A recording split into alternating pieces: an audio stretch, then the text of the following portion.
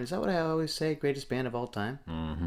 Welcome to the 15th Floor, a Radiohead reaction podcast where a Gen X father tries to convince his Gen Z son that Radiohead is the greatest band of all time by introducing him to Radiohead music one song at a time. He reacts to that music for the first time, and I react by telling him why that is part of the greatest band thing. I'm not even doing it again. Clearly, we're losing viewership because we're not posting as much. Because we suck at this. Yeah, we seem bad at that. But we're posting when we can, and but we do need to get back to, as you can see by the thumbnail, a smile reaction. And I need more of the smile to listen to. So we're going to go on to the next most suggested song for today, which is You'll Never Work in Television Again. For those of you who don't know, I don't know why you wouldn't know if you're watching this video, but The Smile is a project with Tom York, Johnny Greenwood, and Tom Skinner, with Nigel Godrich doing some more stuff too there too. But we've only listened to a few of the songs. I've been holding off, so I'm a Radiohead fan, lifelong Radiohead fan, and I'm listening to these heavily influenced songs for the first time. So it's a first-time reaction for both of us. Next, we will probably do a viewer request. And then I think we're getting pretty close to a Imagine Dragons role reversal. Still a lot of Radiohead to do, and we'll throw a couple of those in there, here or there, of course. But let's do The Smile today from their one and only album, A Light for Attracting Attention. I think somebody kind of hinted at, knowing that we try to avoid swear words, that there is a good swear word in this song.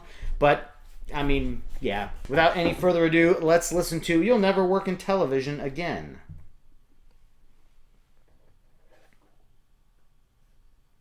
Two minutes, oh my god.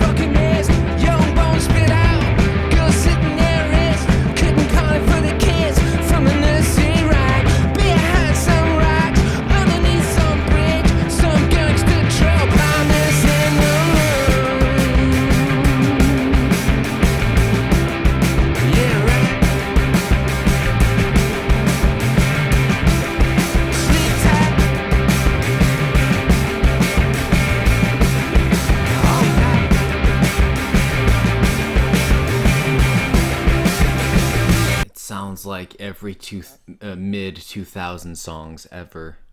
2000s, really? That's okay. Those are the vibes it can give you. The vocals, there's something about that almost sounds like Rancid. Not Rancid like Rancid Meat, but the band Rancid. There, obviously the tone of his voice doesn't sound anything like that, but just the patter and the kind of the lyrics. I mean, I guess you have to mix it up a bit, because if it was like the intro, at least, just it was what it was, besides the symbols, it would have been kind of, there were just a couple of random crashes. Yeah, just like the random crashes. I thought it was a bit like we didn't need that. Nah, we need it. Some kid in golden chains, two slippery roads, a lonely stitch, left to be unpicked, couldn't I live for, let the lights down low, bunga bunga are you, never work in a television again.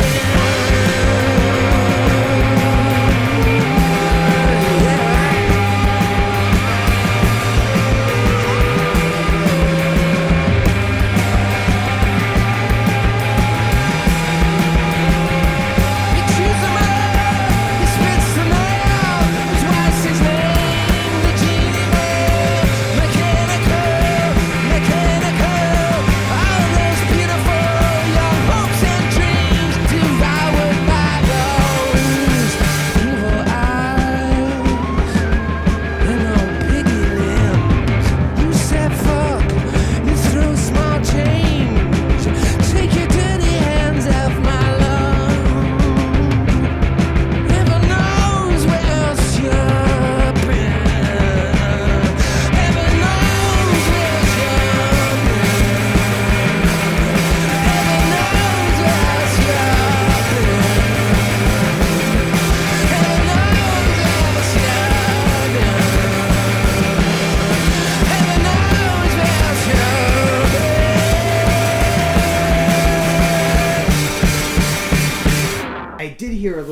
this 90s punk, early 90s punk, you know, kind of Bay Area punk, with Bob Dylan. Yeah, that's Tom York doing something vocally that doesn't fit in well in Radiohead. But it had a really Bob Dylan singing Rancid flair with a late 90s post-alternative rhythm, that ascending rhythm that they did. And then did you hear that kind of like there was like a recorder or a very light pan flute type sound that makes you, it perks your ears up and makes you listen. And I'll have to listen to it again to really hear what I heard there. I just don't have anything to comment on this song. Like, it didn't do like anything emotionally or mentally for me. Like, it didn't connect to me at all, but it also wasn't bad. Right. So like, I don't know what to say. It just wasn't. It's just a song it exists. Does it make you feel like, when you hear a song like this, does it remind you a lot of some of the other Radiohead songs I've been playing, and No. you feel the same way? No. Okay. Really. The only thing that made me feel was nostalgic for no reason. For whatever that you said, Cheap Trick, Surrender, it kind of had a feel to it, reminded you of that. Yeah. I don't feel the same way when I listen to The Smile that I do the first time I hear Radiohead. But that's because Radiohead is so familiar to me, even when it's a song that I haven't heard before, which has been a long time. Radiohead released something new, for crying out loud. Even as I've introduced myself to new albums of Radiohead over the years, every time I put in a new album, I'm immediately familiar with it. Even Tom's vocals, which I recognize as Tom York here, this is not a Radiohead song. In fact, if it's anywhere in the Radiohead library, it's pre-Pablo Honey. It's like drill EP stuff. I don't think it has the same first impression. I like that song. Do we usually give score to the Smile stuff? I think we do. Yeah. I think a score for everything. Yeah, I would give that, as far as a fun song, as a side project song, I would give it an easy 7. And if it came on, I would enjoy it, but in a very nostalgic way. It would take me back to the early 90s, kind of a Vans Warped Tour sound to it, which might insult a lot of Radiohead fans. It shouldn't. That should be fine. I would say this was better than Thin Thing for the first listen, but those two are at the bottom. The other Smile songs are still above these two. This one I think is a better first listen than Thin Thing. Although I've gone back to Thin Thing and I hear so much more in that one now. The guitar part in that is it's fun. I hate to not come up with a better adjective than fun, but and I've watched live versions of that and they're great. And so I think this one will do the same thing. It's interesting because it's got the same brains working on it, you know. But I think they probably go... I would imagine if you had a side project, if you were a successful musician and you had a side project, you'd purposely kind of have to put yourself in a different mindset to write music for that side project. Stuff that you think wouldn't go over quite as well on your primary project. I don't know. Do you like any bands that have side projects? You probably do. You just don't know they have side projects. Yeah. Like Keen, Tom Chaplin. Yeah. See, that's a good one because I really like Tom Chaplin, and I think Tom Chaplin's solo stuff is very good, but it's much more soulful and much more not melodic, but certainly soul-driven music. Brandon Flowers, who's the lead singer of The Killers, his stuff has a less poppy feel to it when he does solo, and that's kind of the thing. As side projects are often just solo projects. And I gotta tell you, for the people who like Atoms for Peace and like Tom York and like Johnny Greenwood and all their solo stuff, all of that, when I listen to all of that the first time, it's a lot like listening to The Smile tracks. I like it because they're musicians I love and I recognize their work, and sometimes it's immediately catchy, but it never hits me the way that Radiohead does. But it was a good song. I'd give it a 7. What would you give it? 6.5. Just because it didn't connect in any way. That's right. That I don't know that that's a song that on first listen anyone would say they connected with outside of being just diehard Radiohead fans. I don't know. Tell us what you guys thought the first time you heard it.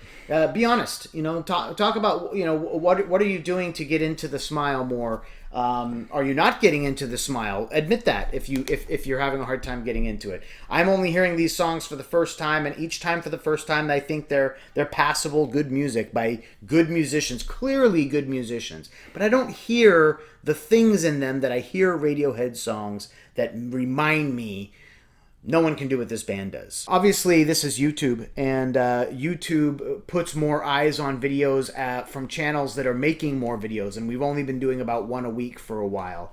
And so our viewership is going down. But we appreciate for those of you who are still viewing and still commenting.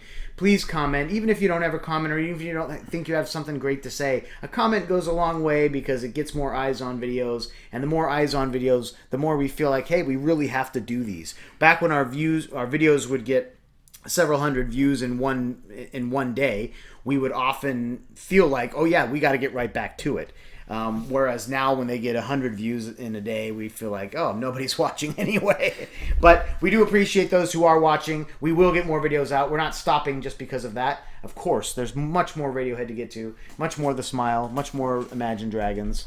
And much more viewer requests. We'll do a lot more of those. You kind of suggested something like that. Like at some point, maybe 1,000, because 1,000 is a good mile mark for subscribers. After 1,000, we don't do viewer requests for special occasions. We just do them whenever we feel like it. So like the special occasions get more bigger and they take longer to get to. And yeah, that's hard. We got a couple hundred subscribers right away. Yeah, we've been stuck in the 600 range for a long time.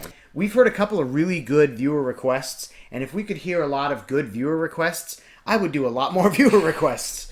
And frankly, we've heard a lot of all the viewer requests have been good, except for one that didn't really motivate us a lot. But that doesn't mean I don't like that. It was fun. It was fine. So thanks for all your comments. Thank you for likes. I keep saying the same thing. Yep. Continue to love one another. Keep listening to music together. You're now leaving the 15th floor.